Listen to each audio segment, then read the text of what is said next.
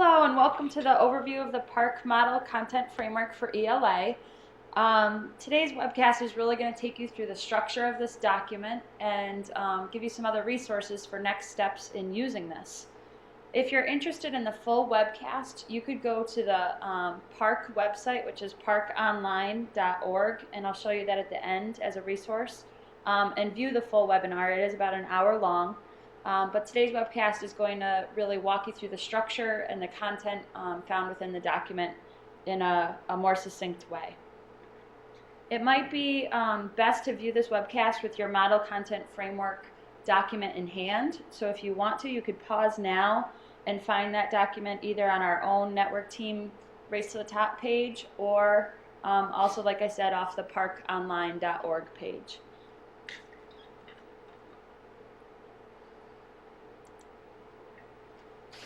The model content frameworks were really set up to be a supplemental source to help support the implementation of the Common Core state standards. They're also serving as a blueprint for the PARCC assessments that New York State will look at adopting as possible assessments in 2014 and 15. The intended audiences were curriculum directors, teachers, building administrators, and I think you see through this webcast how valuable a tool they can be to those audiences. The states that are also associated with the PARCC Consortium led this process in developing the model content frameworks. There were 3 rounds of public feedback from public educators, principals, superintendents, school board members, and parents. And the revised version was put out this November. So if you're looking at different versions, there may be some slight changes due to the feedback that came from the field. So the model content frameworks are really one model that was put out on how to organize the content and integrate those 4 strands found within the ELA Common Core Learning Standards. They focus on the reading of complex texts, writing effectively from those texts and using sources to analyze information. They also have sections relating to the conduction of research, speaking and listening, and also using language effectively through reading, writing, and speaking. You'll see that the model content frameworks are set up and meant for an ELA classroom, but certainly when you are at that 6 through 12 level and working across content areas, there's room for support and integration of the curriculum across content areas in ELA classrooms as well.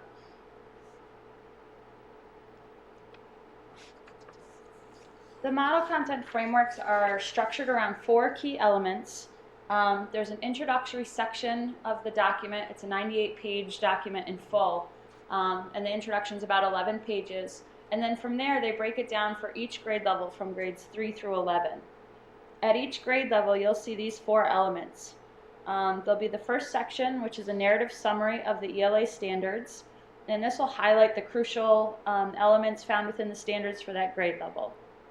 The second section will be the Model Content Framework Chart, and this is a visual overview of what the standards could look like at a particular grade level. We'll walk through that chart and show you how they've structured it around 4 quarterly modules.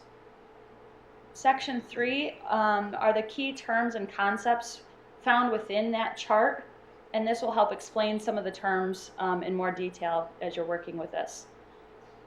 And then finally, the 4th section at each grade level would be a progression chart for both the writing standards as well as the speaking and listening standards. And this is a side-by-side view of the previous grade level and the expectations within writing and speaking and listening, and then the progression of those standards for your current grade level that you'd be looking at.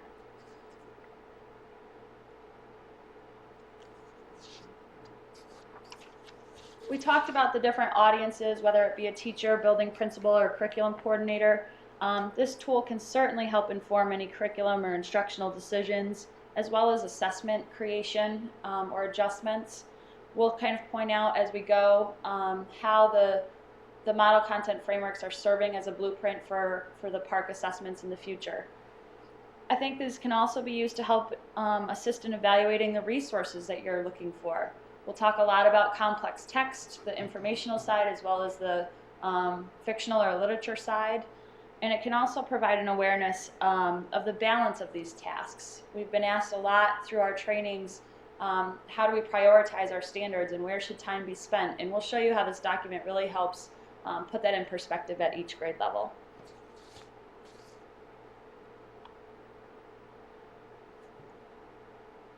I think they, within the webcast, the full webcast from PARCC really emphasized how teachers can use this document.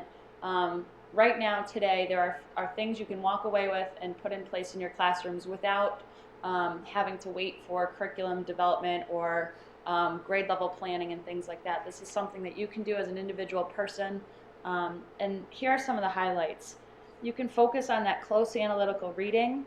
We have a separate webcast put together by Steve Dana walking you through an example of what that may look like within a content area classroom, but certainly can be done at any grade level in any classroom.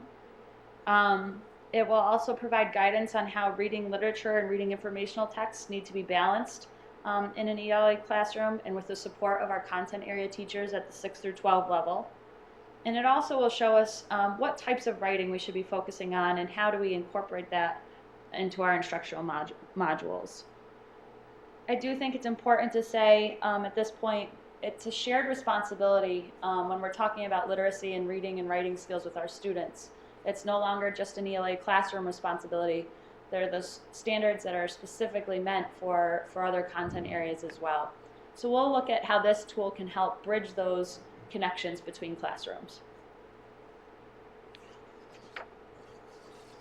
And finally, in terms of background around this document, it is meant to be a living document, something that evolves and changes as the field uses it and provides feedback. Like I had said earlier, this final version that was put out in November had revisions that came from comments from the field. And what they're hoping from their consortium point of view is that this year educators will use it for the remainder of the school year and then provide feedback in the spring so that the document can evolve to reflect the needs and experiences of educators and students. So at this point, I'm going to show you the structure of the chart. I think this is probably one of the most powerful pieces of this document, and I'll walk you through what it looks like, and then after that we'll really zoom in on each column and row to explain what this might look like at particular grade levels. If you haven't done so already, you may want to turn to a grade level that you are associated with or responsible for, because at each grade level the structure will remain the same. This chart reflects the integrated nature of reading and writing as well as research, and then the also importance of narrative writing, as well as the foundational skills that span both reading and writing in a literacy classroom. You'll see that each column represents a different strand found within the standards. So we have reading of complex texts, we have writing about those texts, research projects, and narrative writing. You'll see on the bottom of each grade level there's a gray box if you're looking at it in a color version. And those are the foundational skills that span both reading and writing. It's things like citing evidence, studying of grammar and vocabulary, discussions, and reporting findings. So it's those speaking and listening skills as well. The chart is set up to actually reflect a whole year's worth of curriculum and instruction put into 4 quarterly modules. So as you read across each row, you'll see that they're labeled A, B, C, and D. The graphic here is a little light. It's a light gray, but each row represents a different quarter's worth of material.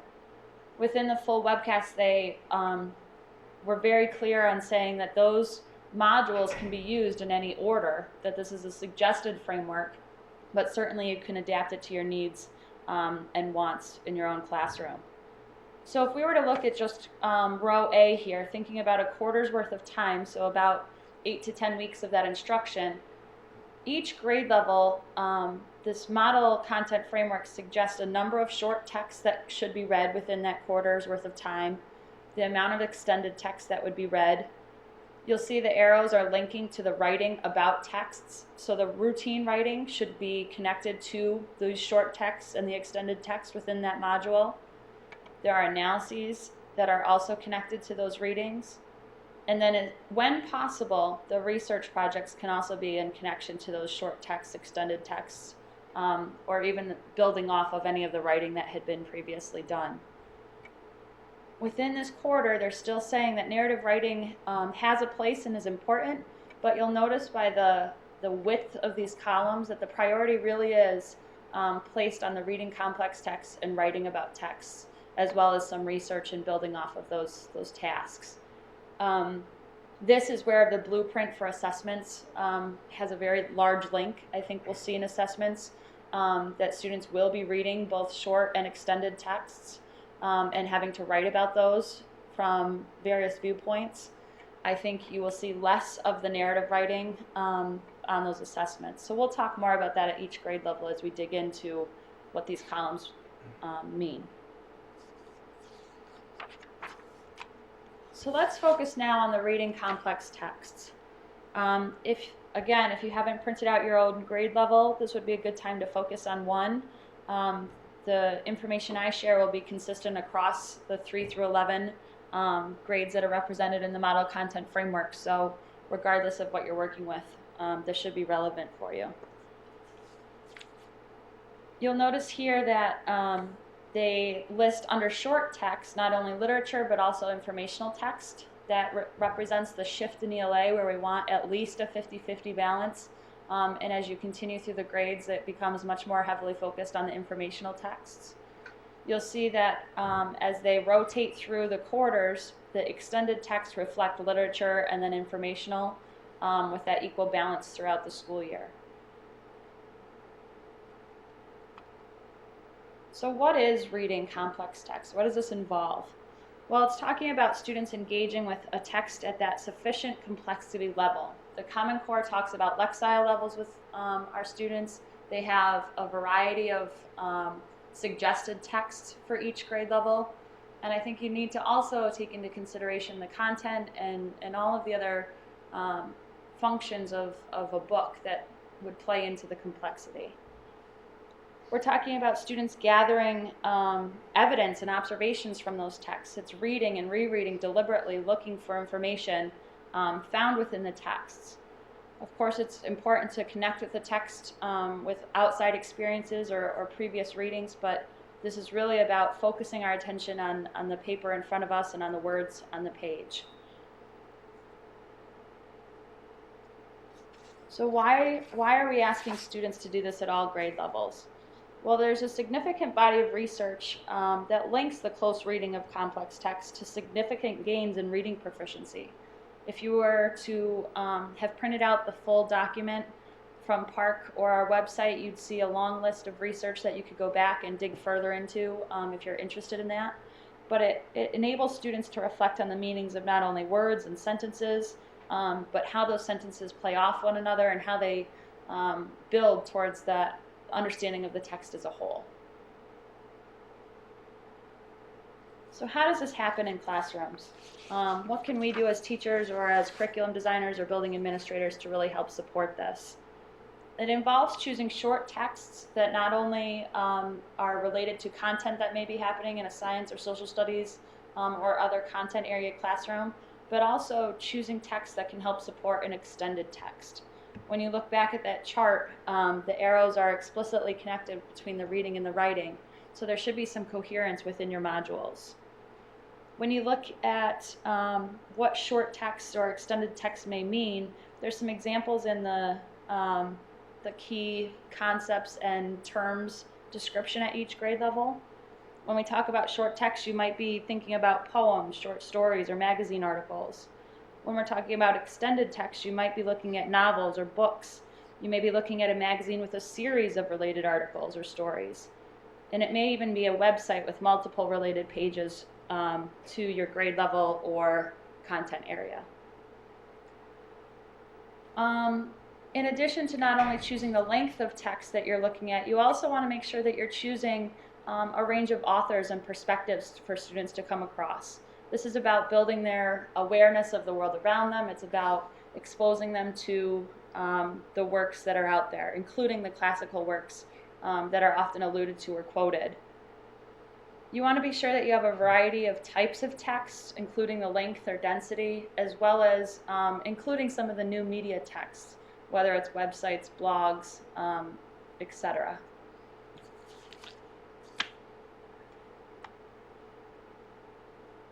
Once those sources are read, you can start to think about how can students use the observations and the evidence that they're gathering from this text from your questioning and integrating that with what they've either read previously or experiences that they've had.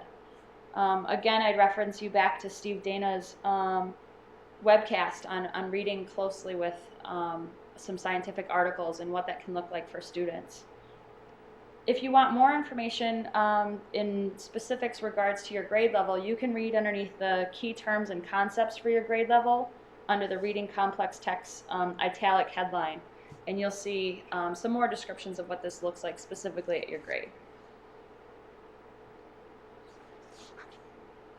Moving on to the next column, we're focusing on writing about those texts.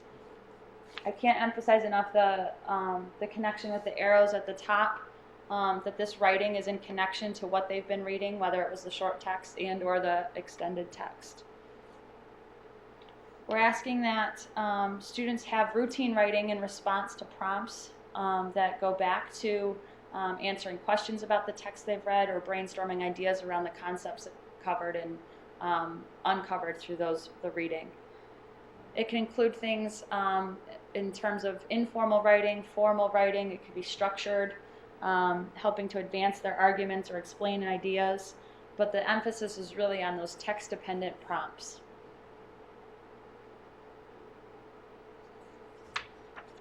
The connection between reading and writing and the emphasis found on writing about those texts really goes to the importance of in integrating and organizing information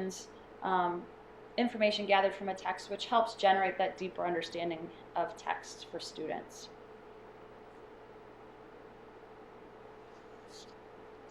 The document gives a lot of suggestions on how we can do this in classes. They talk about narrative writing as an important piece, but again, they will cover that in that fourth column of the chart. This is really going back to the analytic writing and focusing on connecting to the texts. So this could take the form of notes, summaries, learning logs, text-dependent questions requiring them to go back to the text and read carefully, looking for details, looking for evidence for their claims or inferences.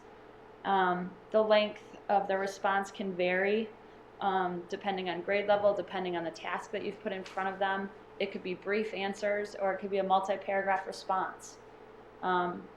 We want to be sure that students are having the opportunity to write under time constraints as well as within longer writing projects that could last over several days.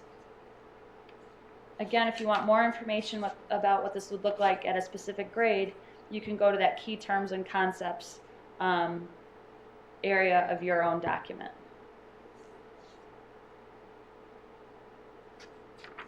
The third column is the research project.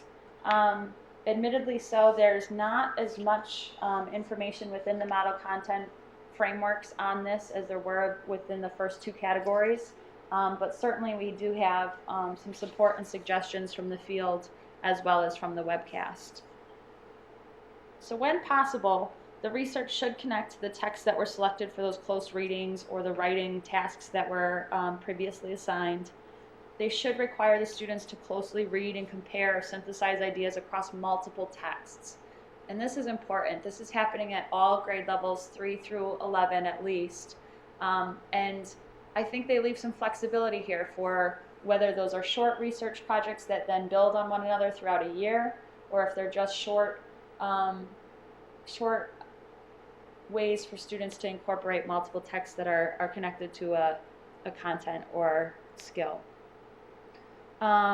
There's also flexibility in how these research projects could be presented. It could be through those oral presentations, argumentative or explanatory compositions, multimedia projects, and certainly there's room for students to work independently with partners or in smaller groups. We have, within workshops that we've done, provided graphic organizers and rubrics that can really help guide students through this part of the curriculum. And I think it's important that as teachers and curriculum providers that we really look for those resources to help shape what research projects can be. The final column in our model content framework chart would be the narrative writing piece. Although it is a thin slice of the chart, they still emphasize the importance of this at every grade level. It helps students not only convey their ideas or experiences, but it provides an additional opportunity for students to reflect on and to emulate what they've read through their other reading or writing.